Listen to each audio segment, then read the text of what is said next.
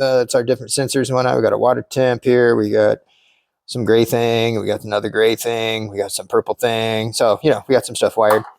What would you do with a brain if you had one?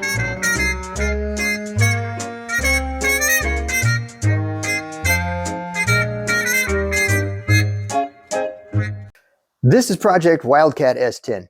It is a 300 Buick swapped 1989 Chevy S10.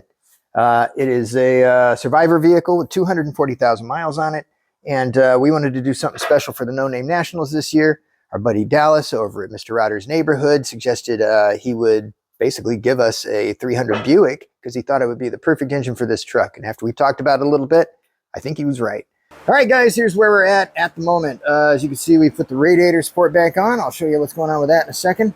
Everything's pretty well buttoned up on the engine, I think. All right, wiring is done. As you can see, we have all of our stuff loomed up and whatnot, and tucked away neatly and secured, so nothing should move. We've got our choke hooked up. That is actually working. I still need to adjust it a little bit, but it's pretty damn close. We've got our ground circuits in. Basically, that's it. Got the ground circuits in. I don't know if you saw us put this alternator on. This is a one-wire alternator I decided to put on this thing. The clocking would have put this on the stock alternator that I was going to run, which is, there it is.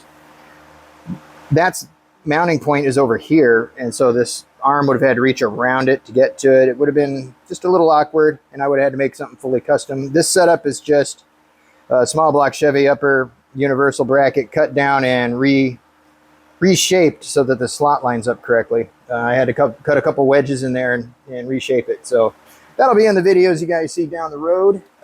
We got our fuel line in. Again, you guys already saw that. Wow, look at that. It's already rusting from humidity. For 15 bucks, I was able to pick up this kit, which had this tank and the holder and then the hose. And so that's going to be perfect for a radiator overflow because we need that to be legal. But anyway, we've got that mounted temporarily with I need to get some hardware, so I just have a couple quarter 20 things stuck in there just to hold it. But I need to get some bolts and nuts for that. We moved our coil off the top of the engine in the factory location and mounted it vertically on the front of the cylinder head, and we tidied up the wiring there. We put in our throttle return spring. We do have an issue here with the throttle. As you can see, we only have about 2 inches of travel here. And that's not enough, and you can tell on the pedal. So I need to move this bracket is what's basically going on. I'll take a measurement off the 4.3. We'll compare it to this and see how far back this needs to move. I'll probably take the bracket off and then lengthen that so we can get proper pedal travel, and it'll actuate our shifting on the transmission better. That is the throttle valve cable. That adjusts the pressure in the transmission based on the throttle input. What else have we done? Oh yeah, we mounted our 4.3 Chevy clutch fan onto our Buick engine, which you can see or may not be able to see. Let's see if I can get this camera down in there. So you can see there's an extra set of holes in this thing now. I had to drill new holes. The Buick uses a much smaller pattern. Well, not much, a barely smaller pattern. So it wouldn't bolt on, but the pilot in the center is exactly the same size. So just re-drilled the bolt pattern in between the other bolts, and now it's fitting basically beautifully. We have about 1 inch of clearance, 3/4 to 1 inch. It wasn't working factory. There's no way we could run the shroud. There's just no way. And then the fan was actually hitting the bottom of the radiator support, so you can see that it kind of dips in and goes across. I had to cut all that out. The factory hoses do actually fit. What I did on the bottom was just cut the bleh. Bottom hose also fit. I had to cut the 1 3/4 end off it, and then it was perfect because it's 1.5 inches at either end. So what we had to do here on the radiator to get this fan to fit is I had to cut all this out. This used to go straight across, and this was all covered up. And so I cut all that out. These panels were for a factory air dam.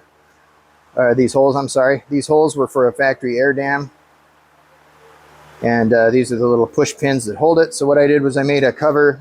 What we did was we sunk it back. I had to cut out all this area in order to get the radiator to move backwards. And then I reused the mounts at the bottom, just drilled pinholes for those to fit into. And then I still need to come up with, I still got to drill a hole under here for the radiator drain. Otherwise it's just going to run onto this panel and make a big mess. But that's what it's going to have to do for now.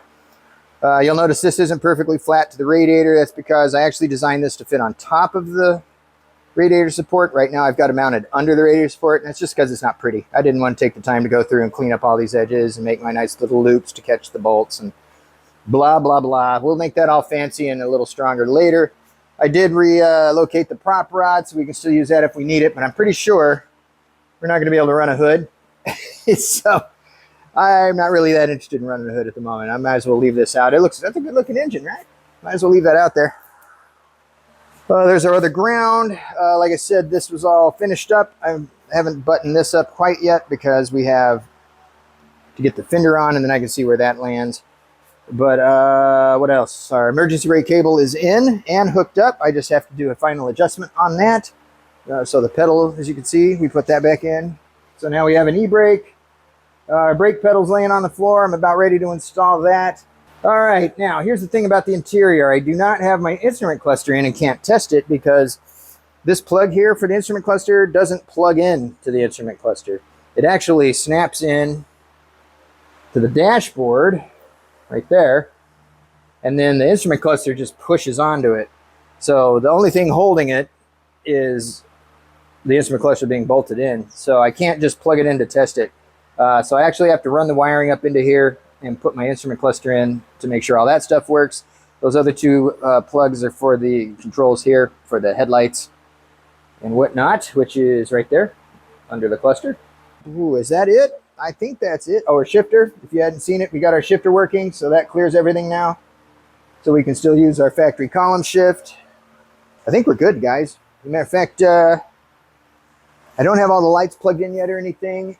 And as far as the back is concerned, I still have to monoleaf the rear springs and then bolt that all together. I have the shocks hanging in, but I don't have them mounted. The lines are run, and I have to deal with this ground here. But the fuel tank's good to go. That should register on the fuel gauge.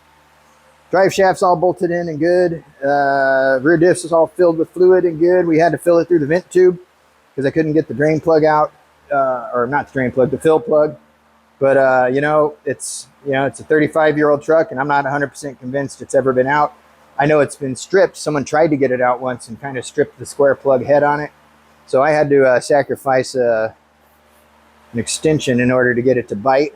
But even when it bit, it wasn't budging. And I used that bad boy right there, the oxyacetylene on it twice, and got it damn near cherry red. So we just filled it through the vent tube, which took forever. Now, before we get too far into this, I'm going to try something different. Rather than waiting until the end of the video, I'm going to ask right now, hey, if you like what you're seeing and you want to see the detailed build videos of what we're doing here in these updates, go ahead and subscribe to the channel, please. That would really help us a lot. Yeah, I appreciate any help you guys can give the channel. Thanks a bunch. Let's get back to the video. All right, guys, you want to see something cool?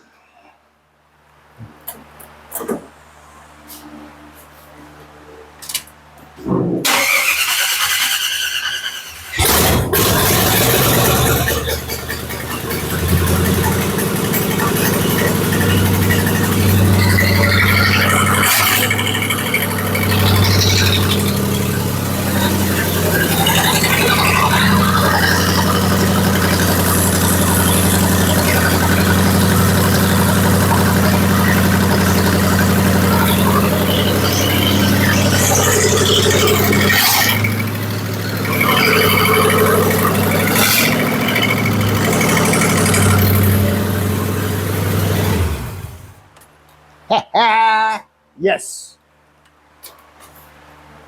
All right, so we're a lot closer than it looks.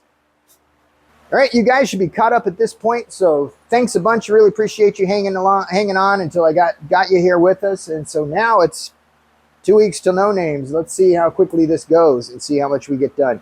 So anyway, thanks a bunch for watching. Really appreciate it. We'll see you in the next update. Until then, take care of yourselves.